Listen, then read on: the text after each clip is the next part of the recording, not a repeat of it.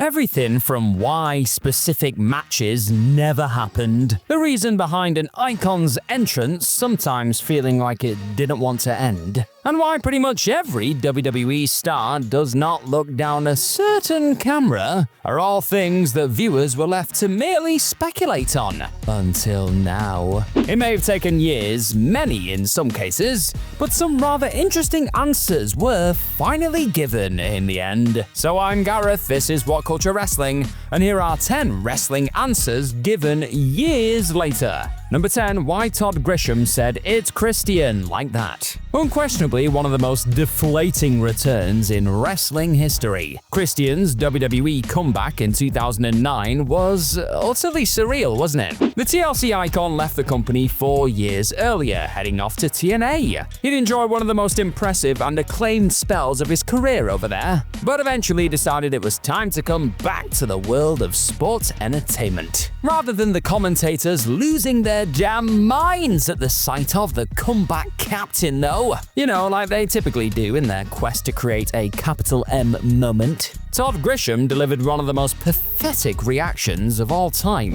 His bland, half-arsed "it's Christian" upon seeing the star suddenly appear on the ECW show instantly undermined what should have been one of Christian's greatest ever arrivals. For years, fans wondered why on earth Grisham decided to react like Christian had never really left. And in October 2024, they were finally given an answer. Unsurprisingly, it was a choice from the mind of Christian Cage's biggest hater, Vince McMahon. In case you weren't aware, it's been well documented that McMahon never really adored this half of the Edge and Christian duo, and Grisham would eventually reveal on X that he was told by Vince right before he walked out to the announce desk that night not to get excited by the return and simply say, "it's Christian." So that's what he did, and an infamous return was born. Number 9, who threw the pie at Kevin Owens? Now for a storyline mystery that was left unsolved for an infuriating amount of time. The mystery of who threw the pie at Kevin Owens. Said incident went down back in 2016 on an episode of Raw, with KO getting smacked in the face by the dessert during an absolutely hilarious 4th of July food fight. What a time. However, the thrower was never shown on screen, leaving fans to wonder for years who on earth the culprit could be. Well, 6 trips around the sun and a Breezango investigation later, the person behind that pie face was revealed to be that man again, Vince McMahon. Or at least that was the original plan. Road Dogg would ultimately state in 2022 that the disgraced former boss was set to be the guy behind the messy throw on his Oh You Didn't Know podcast. In the end though, instead of doing a big reveal, they just opted to leave viewers in the dark. Yes, this was the mid-2010s, that sort of stuff did happen. Owens himself also explained a few years before this that he felt McMahon technically threw the pie due to him being the one who made the segment a thing in the first place. But the former DX member's comments fully confirmed that his former boss was gonna be behind Kevin's embarrassing moment. So when it comes to wrestling mysteries, there's been a lot of frustrating reveals, haven't there? So I want to know right now, what is the wrestling mystery that frustrated you the most with its reveal? Let me know in the comments down below. Number 8, who William Regals' actual last match was against. In the years since calling it a day in between the ropes, William Regal has gone on to help shape the next generation of stars in NXT, enjoyed a spell in AEW, and has now returned to WWE as Vice President of Global Talent Development. He's done alright. His final showdown involved the legendary Brit facing off against eventual Blackpool Combat Club pal Claudio Castagnoli, aka Cesaro, a match that aired on Christmas Day in 2013 during the NXT Rewind show. But it was revealed almost a decade later that this wasn't actually Regal's last hurrah. Whilst talking on his Gentleman Villain podcast in 2022, the former Lord would explain that he actually had a match with Sami Zayn in 2014. That's a year later. This contest never appeared on TV though, as it went down in Dubai during a tryout WWE were running at the time. The pair battled in front of just 30 people people, with Regal then adding, 2 weeks later my legs went from under me, which I told on Chris Jericho's show, and I would have my first neck surgery. I never wrestled again. So the answer to the question, who did Regal take on in his final ever match, wasn't what most people thought for a good few years there. The underdog from the underground technically had the honor of being the Brit's last dance partner, not Claudio. Number 7, why the Undertaker's entrances sometimes used to be super long. You will struggle to find an entrance as epic as the Dead Man's, or as long. There were definitely a few occasions there over the years when it felt like Undertaker was purposely taking his sweet-ass time to make his way to the ring, with some of those ominous entrances feeling like they went on as long as the match themselves. Well, it turns out that, according to Mark Calloway himself, those extra long arrivals were actually Taker's way of trying to give the audience their money's worth, if he felt that the incoming bout wasn't going to be up to scratch, either because his opponent was pretty limited, or someone I thought I was going to have just a really SE match with. He didn't say SE, I'll let you fill in the blanks. Charming. He ultimately revealed this in 2020 as his 30-year in-ring career reached its end, explaining in an interview with Pardon My Take, "So yeah, there were times that I would take a little bit extra time because I knew the match was going to be horrible. So I figured might as well give it to them on the entrance because they're going to be disappointed once this bell rings." There you have it then. The real reason why The Undertaker sometimes used to walk into arenas and stadiums like he was moving through treacle was revealed after 3 decades of digging holes. It was because this icon knew an absolute stinker was coming. Number 6, why almost no one looks at the camera in WWE. Here's an explanation for something that you may not have actually ever clocked, but has been present on WWE television for quite some time. You see, whenever the man who can't be seen shows up on the likes of Raw and SmackDown, John Cena has a habit of looking directly at and talking into the camera during his entrances. He'll show some respect to Stu the cameraman and then set off running down to the squared circle. What you may not have realized though is that there is actually a rule in place within WWE that anyone not named John Cena is not allowed to speak into that equipment. That's according to Cody Rhodes, with the American Nightmare eventually revealing to Sport Bible in 2024 that while he was able to break a lot of the pre-existing rules in the company after he made his return in 2022, the no camera talking rule is still a pretty big on-air rule, and one that he doesn't want to see himself or anyone else break. Though Rhodes did also admit that he likely has broken it a few times here and there. Cody's gonna Cody. Wrestlers are obviously still allowed to chat into the hard cam, but after all these years, it was officially revealed by Rhodes that there are some cameras reserved for invisible men. If you're right there at having fun with this answer-stuffed list, then hit that subscribe button down below and you will get even more of these each and every day, and other videos, we've got loads. Number 5, the real reason Nigel McGinness retired. Here's a strange case of a wrestler offering the real answer years later on multiple occasions. 2024 saw the in-ring return of British wrestling legend Nigel McGinness at AEW All In. I was there, it was great. For the longest time though, it felt like another hard-hitting performance from the former ROH World Champion was never gonna happen, with many assuming that his health issues were keeping him away from the ring.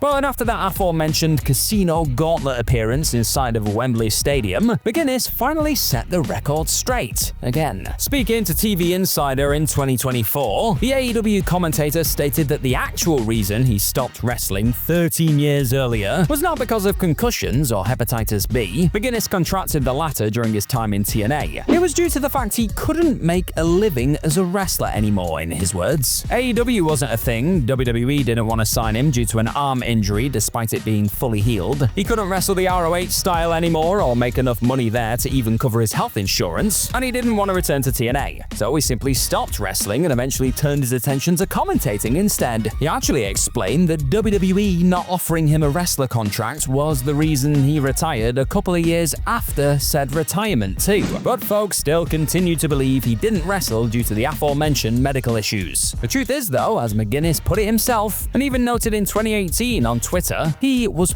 perfectly okay to wrestle. It just took a decade or so for him to find the right situation to make his return. Number 4. Why Vince McMahon insisted on calling hospitals local medical facilities. Many things have thankfully changed in the time since Triple H took over as WWE's head of creative, including the company's attitude towards certain terms used on air. Over the last few years, you've likely already noticed that wrestlers and commentators within WWE have been throwing around the word wrestler, and even calling that place said talents are often rushed off to a hospital. Huh, what a world. Unsurprisingly, the reason behind superstars and local medical facility often replacing those aforementioned names was because the volatile, one-time boss Vince McMahon preferred them. He felt his stars were so much more than simply wrestlers and that superstars just sounded better. But why did he make his employees utter the latter words? Well, it took a few years, but it was eventually revealed by Dave Meltzer on Wrestling Observer Radio in 2019, and JBL recently on Something to Wrestle, exactly why Vince didn't like hospitals being mentioned on TV. In McMahon's strange mind, telling fans that a wrestler was at a specific hospital, Baltimore Hospital for example, would open the door for those same people ringing up that place. He clearly felt they'd be desperate to learn more about how their favorite star was doing. Is he alright? How's his leg? So, choosing to mostly use local medical facility or center would ensure the audience didn't have a clue where the wrestler had been sent, no matter that it was a consistently jarring term whenever it popped up on screen. Number 3. Why Sting versus Undertaker never happened. Sting's arrival in WWE in 2014 finally seemed to have set the stage for a mouth-watering showdown with The Undertaker. Sadly, that never came to pass, of course. Sting initially retired from in-ring action in 2016, before eventually leaving WWE to join AEW in 2020, and the dead man called time on his career that same year. After spending so much time in separate companies though, WWE definitely had the chance to pull the trigger on a marquee mega match for a few years there, but as the icon himself would explain in the years since his last match in WWE against Seth Rollins, it seemed they, or the other half of the dream bout at least, were never really interested in a match the rest of the world definitely wanted to see. Sting noted in 2017 that he ran the idea past The Undertaker but didn't get the impression the Phenom was as into the match as him, and revealed that he pushed for a cinematic match against Taker before he left in 2020. He also openly added in 2021 that he didn't really know why this battle never happened, but wondered whether Taker just didn't like the idea of it. So, was Taker's apparent reluctance to agree to it the reason this match never happened? Well, according to Mark Calloway, it was actually Vince McMahon who didn't want the match back in the mid-2010s, with the legend finally revealing this on his 6 Feet Under podcast a decade after Sting's WWE debut. Although Taker did add that he didn't think the match would live up to the hype at that stage in their careers, something he also alluded to back in 2020, saying it likely looked better on paper by the time it could actually happen. Whether you choose to believe it was the former boss who didn't fancy this one or his loyal Phenom, either way, Sting and the fans' dream of seeing these two megastars collide still disappointingly rested in peace. Boo. Number 2. Why Bray Wyatt was sent back to NXT. Pre-Bray Wyatt, the late, great Wyndham Rotunda first appeared on WWE TV as a member of the Nexus, going by the name of Husky Harris. He'd stick around on screen for a few months before being sent back down to developmental, but it was ever explained precisely what led to that decision.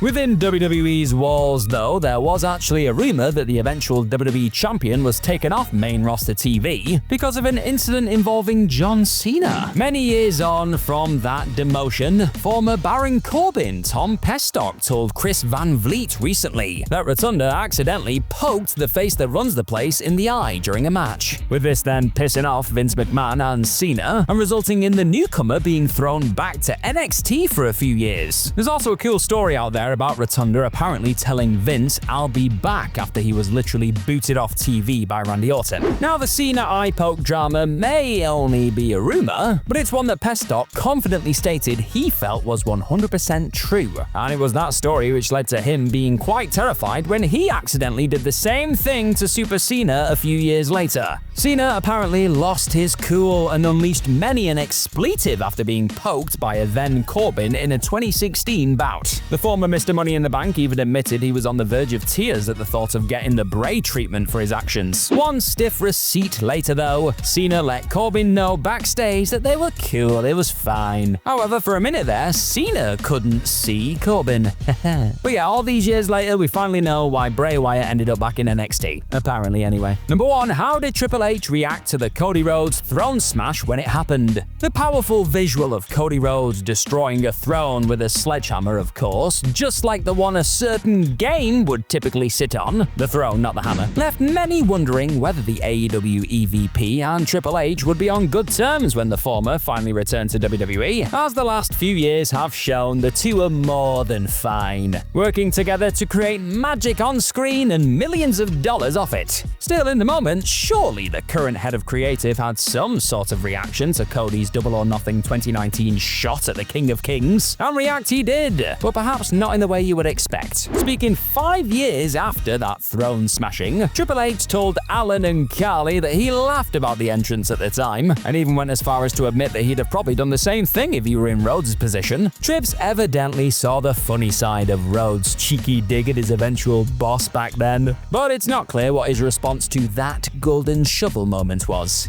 Yeah, want to hear that one next? Have you enjoyed this What Culture Wrestling video about answers given years later? Then check out another video with loads of answers and a few questions too. Our hardest wrestling quiz of 2024. You're gonna love it.